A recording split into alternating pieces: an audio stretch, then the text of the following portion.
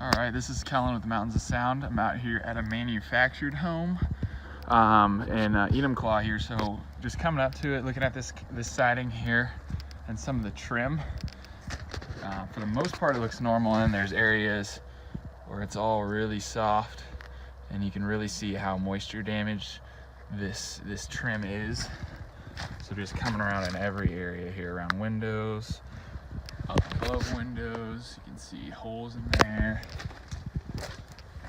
Coming around to this stuff, you can just poke your finger right through there. Some of this stuff you can't even see just by looking at it. You really have to get up close and touch it. Even some of this siding here, it's all spongy and soft.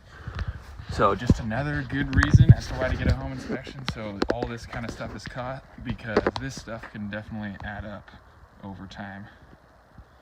Again, this is Kellen, and thank you for watching.